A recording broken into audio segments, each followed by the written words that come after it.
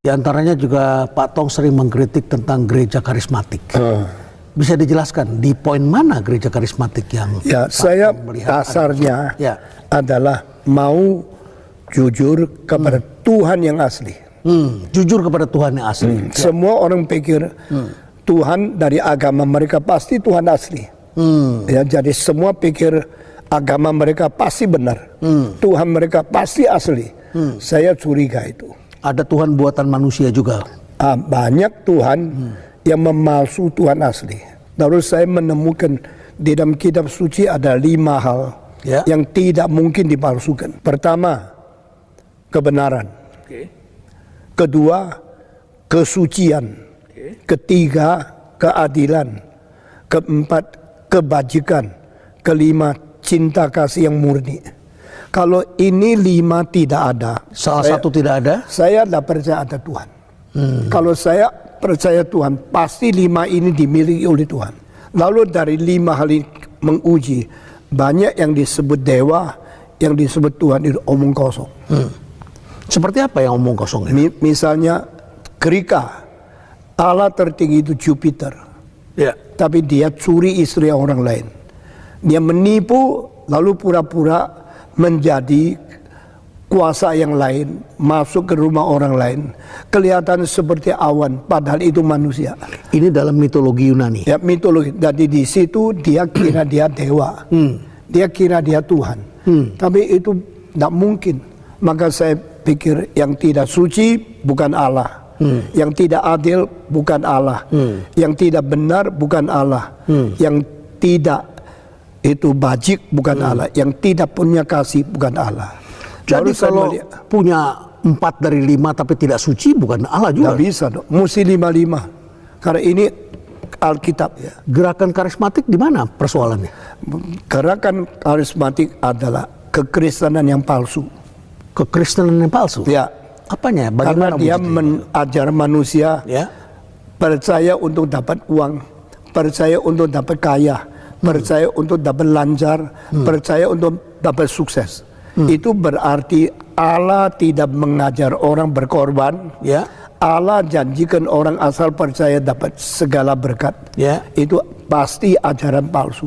Bukankah gerakan karismatik itu fokusnya pada bahasa roh? Itu salah satu aspek yang salah.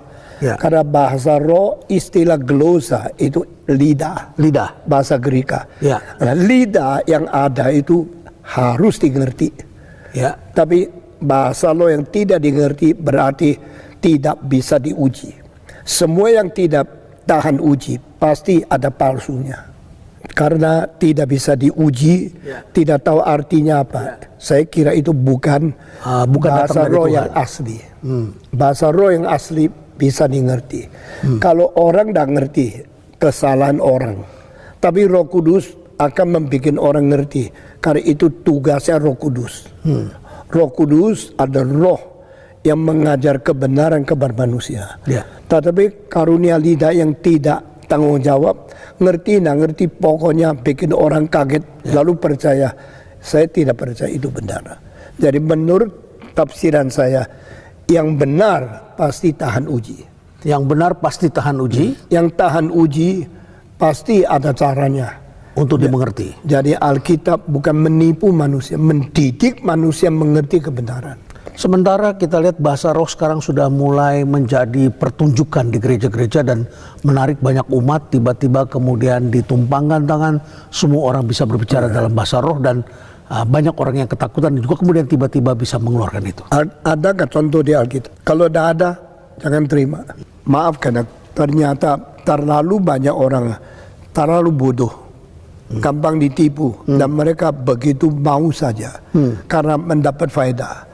Ya, kalau sekarang ada seorang gubernur dikasih uang izin semua dikasihkan, saya mengatakan itu gubernur yang brengsek karena dia maunya uangnya saja. Ya, kalau Tuhan pun bisa dicokot dengan uang, mana saya mau percaya Tuhan itu Tuhan asli? Tidak mungkin. Termasuk mujizat palsu? Banyak yang palsu. Mujizat yang palsu bisa mendapatkan orang punya hati, sekaligus dapat orang punya uang.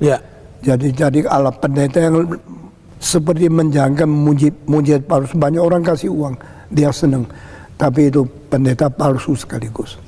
Ya, jadi kita mesti hati-hati. Ya, saya lihat di beberapa negara Afrika ada bisa menghidupkan orang mati, ternyata orang itu tidak mati sebetulnya. Iya, itu semua palsu. Palsu. Ya. Jadi banyak orang lihat, wah kaget. Ya. Sebenarnya yang penting bukan mujizatnya. Yang penting sesudah mendapatkan mujizat hidupnya berubah tidak.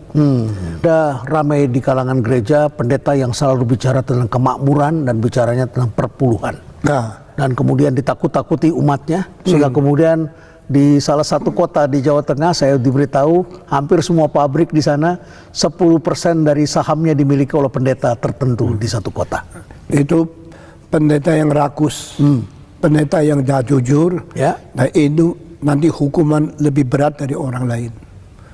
Ini Pak Tong ngomong benar ini berdasarkan apa yang Pak Tong pelajari? Oh, saya bukan sedang ngomong, saya pernah di hadapan pendeta. Jangan menipu orang, supaya kamu tidak dihukum oleh Tuhan. Ya, waktu itu banyak orang pakai nama Tuhan, nama kitab suci, mengkeduk uang.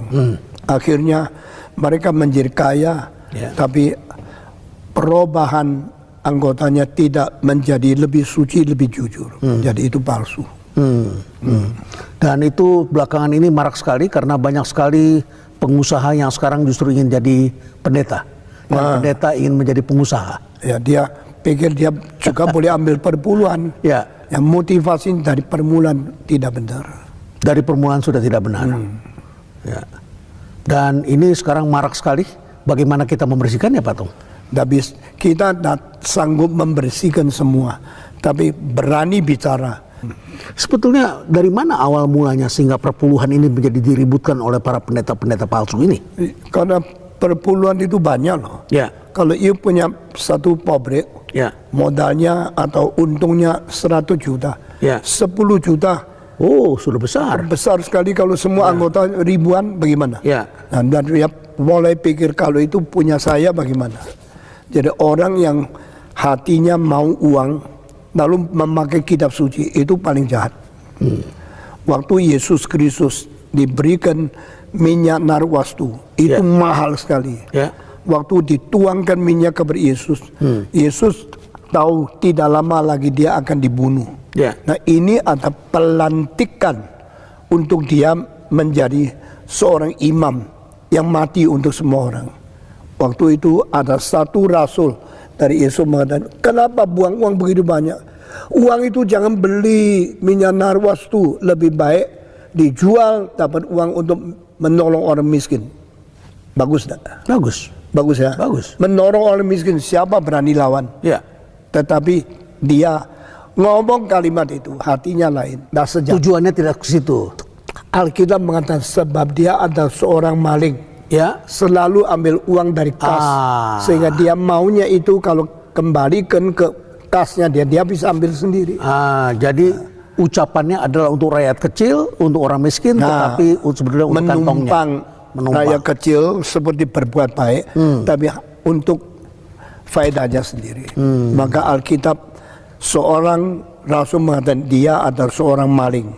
Dan dia membicarakan hal demi nama orang banyak untuk membuktikan dia baik, padahal dia paling jahat.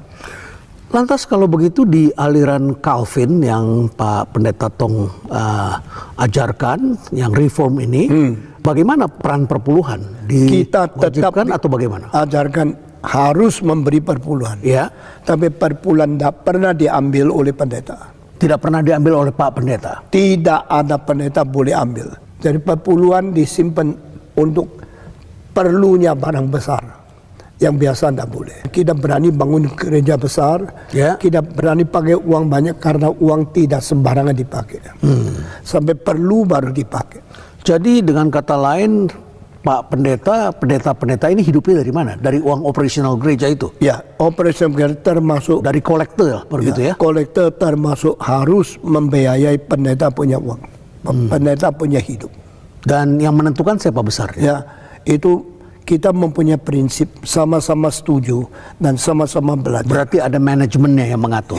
Manajemen itu harus dikuasai oleh tua-tua yang mengetahui prinsip Alkitab. Tetua gereja. Baik. Nah, belakangan ini banyak sekali kehebohan sehingga kemudian banyak terjadi peristiwa rebutan gereja. Bahkan bertikai antara ayah dengan anak. Rebutan gereja itu kalimat saya tidak setuju. Ya. Kalau gerejanya rugi, ada yang rebut. Tidak ada yang mau rebut. Karena ada untung baru rebut. Ada untung. Ya, jadi itu semua mengkosong. Kalau mau bangun gereja besar ini, bisa 6.000 orang. Bayarnya berapa? Saya silakan siapapun mau jadi pendeta yang mengganti saya, silakan ambil. Tapi you bisa bayar enggak? Kalau you tidak bisa bayar, pasti you tidak mau. Dari mana Pak Tong membiayai? Saya cuma serahkan Tuhan. Dan saya khotbah dengan sangat giat. Akhirnya orang datang dan saya tidak pernah paksa satu orang. Tidak pernah bilang, you mesti berapa. Tidak. Khotbah dengan baik, menurut Tuhan gerakan hati mereka. Mereka kasih persembahan, dikumpulkan cukup. Ya, cukup untuk biayai pendeta-pendeta. Cukup untuk membiayai maintenance. Cukup membiayai pajak. Cukup membiayai pembersihan. Saya tidak tahu bulan depan bagaimana. Apalagi saya kalau sudah mati, pendeta lain datang masih bisa enggak? Saya tidak tahu. Nah itulah sandar sama Tuhan. Itu namanya beriman kepada Dia. Dia mensanggupkan segala sesuatu. Tidak ada yang salah dengan statement itu.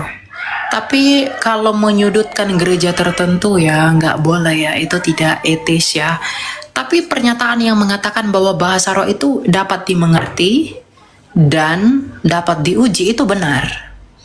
Kenapa saya katakan begitu? Karena bahasa roh itu punya dua pengertian. Ada dalam pengertian senolalia bahasa asing yang ada di dalam Kisah Rasul 2. Ada dalam pengertian glossolalia bahasa lidah. Ya, jadi senolalia itu bahasa asing seperti dalam Kisah Rasul 2. Ketika rasul-rasul itu kepenuhan Roh Kudus pada hari Pentakosta dengan lidah-lidah api di atas kepala mereka. Itu mereka berbahasa yang mereka belum pernah pelajari. Jadi orang-orang yang memiliki bahasa itu mengerti apa yang mereka sampaikan. Padahal mereka tidak pernah belajar bahasa yang mereka ucapkan itu. Tujuannya apa? Menginjili, memberitakan berita Injil. Jadi tujuan bahasa roh itu dengar, menginjili. Karena Tuhan Yesus berkata begini, kalau roh yang keluar dari Bapa yang kuutus penolong itu datang kepadamu, ia akan bersaksi tentang aku. Nah, Roh Kudus itu tugasnya menginjili, mendorong orang untuk datang kepada Injil. Nah, bagaimana mungkin Roh Kudus menginjili kalau kesaksiannya tidak dimengerti? Memang betul harus dimengerti. Tapi kan Kak, di dalam 1 Korintus 14 ayat 2 dikatakan, siapa yang berkata-kata dengan bahasa roh tidak berkata-kata kepada manusia tetapi kepada Allah, sebab tidak ada seorang pun yang mengerti bahasanya. Oleh roh ia mengucapkan hal-hal yang rahasia. Betul, tetapi jangan lupa dalam 1 Korintus 14 ya, coba saya buka. Dalam 1 Korintus 14 ayat 13, karena itu siapa-siapa yang berkata-kata dengan bahasa roh, ia harus berdoa supaya kepadanya diberikan juga karunia untuk menafsirkannya. Lalu yang paling penting itu di dalam 1 Korintus 14 ayat 19.